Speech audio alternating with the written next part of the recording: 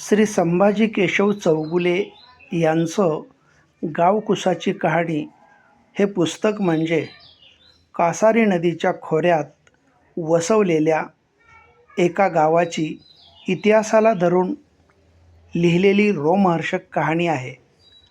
12व्या शतकापर्यंत या नदीच्या आसपास केवळ फक्त जंगलच जंगल होतं. अचानक कुठून तरी 10-15 माणसांची लहानशी टोळी इथं आली. जंगलात शिरायला वाट नाही. मध्ये येणारी झाडं-झुडपं कापत कापत ही मंडळी आतपर्यंत गेली.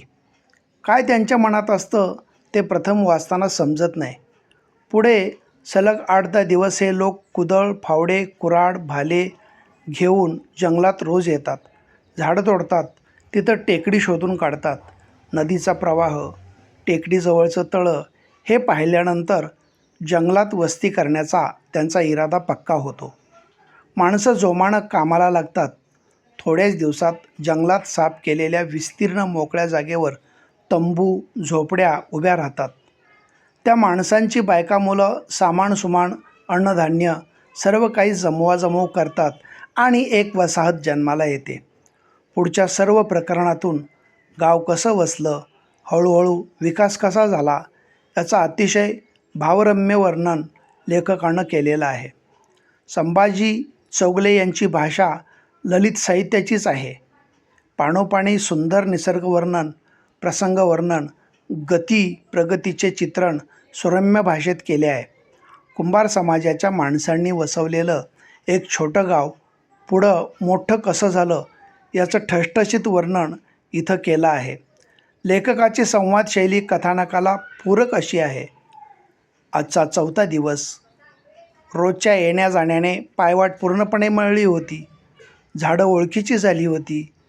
बिथरलेले पक्षी बिनधास्त वावरत होते. झाडाझुडपांतून खसखस येणारा लहान मोठ्या प्राण्यांचा आवाज बंद झाला होता. पक्ष्यांचा किलबिलाट कमी झाला होता. त्यांना हे रोजचंच वाटत होतं. कोणी कोणाला घाबरत नव्हतं. अशा वर्णनातून एक छानसं चित्र समोर उभं राहतं. लेखक वाचकांशी संवाद साधत राहतो. कुंभार समाजाच्या माणसांनी ही नवी वस्ती तयार करण्याचे काम हाती घेतले होते. ते त्यांनी पूर्णत्वास किती कष्टपूर्वक नेले ही कहाणी औत्सुक्यपूर्ण आहे. पारंपरिक उद्योग व्यवसायातून माणूस स्थिरावतो, त्यामुळे नवीन गाव उभं राहतं. एकदा गाव वसवलं की गावाला आवश्यक त्या गोष्टी हळूहळू निर्माण होत जातात. गावाची माणसं हव्या त्या सुखसुविधा तयार करून घेतात. तालीमखाना, शाळा, ग्रुप ग्रामपंचायत, मंदिरं, कृषी उद्योग, पूरक व्यवसाय यातून सामाजिक जाणीव निर्माण होते. सत्यशोधक समाजाची स्थापना, गावाचे व्यवहार, सण, रीतिरिवाज, परंपरा, गावावर येणारी संकटं या सर्वांची ओघवत्या भाषेत लेखक उत्कृष्टरित्या वर्णन करतात. खेळ व करमणूक या गोष्टी गावात येतात. गावाचा विकास आणि स्मरण समृद्धीची वाटचाल सुरू होते. हे सर्व घडायला प्रत्येक गावाचे एक ग्रामदैवत असते. श्री मेढेश्वर आणि अंबाबाई ही ग्रामदैवते. शिवाय गावात अनेक मंदिरे उभी राहिली आहेत. मारुती, भावकाई, नरसिंह, म्हसोबा, वाण्याचा गणपती, वाघजाई, भैरवनाथ या मंदिरातून होणारे भजन कीर्तन यांचे कार्यक्रम गावाचं भक्तिमय वातावरण निर्माण करतात. कवी जंगम यांनी श्री मेढेश्वराची व अंबाबाईची आरती लिहिलेली आहे.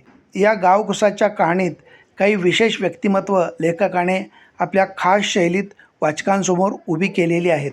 प्रत्येक गावातच अशा विविध वैशिष्ट्यपूर्ण व्यक्ती गावाची प्रतिष्ठा वाढवत असतात.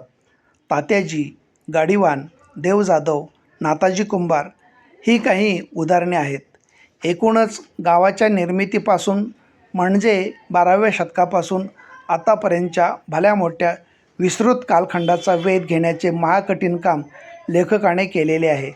त्यासाठी जुन्या लोकांच्या गाठीभेटी, इतिहासाचा धांडोळा घेऊन हव्या त्या घटनाप्रसंगांची जुळणी करणे हे दीर्घकाळ चालणारे काम एखाद्या कठीण व्रतासारखे लेखकाने पूर्ण केलेले आहे. गावकुसाची कहाणी या एका गावाची निर्मिती वास्तवपूर्ण लेखनातून मांडणाऱ्या या पुस्तकाला डॉक्टर अमर आडके यांची अभ्यासपूर्ण प्रस्तावना लाभली आहे. प्रस्तावनेतून ग्रंथातील लेखनाचा पट लक्षात येतो आणि मग अशी पुस्तकं वाचावीशी वाटतात. आमचे साहित्यिक स्नेही हृदय प्रकाशनचे माननीय श्री चंद्रकांत नेकाडे सर यांनी पुस्तकाचे प्रकाशन छान केले आहे. मुखपृष्ठ मलपृष्ठ गावकुसाच्या कहाणीला साजेसे आहे.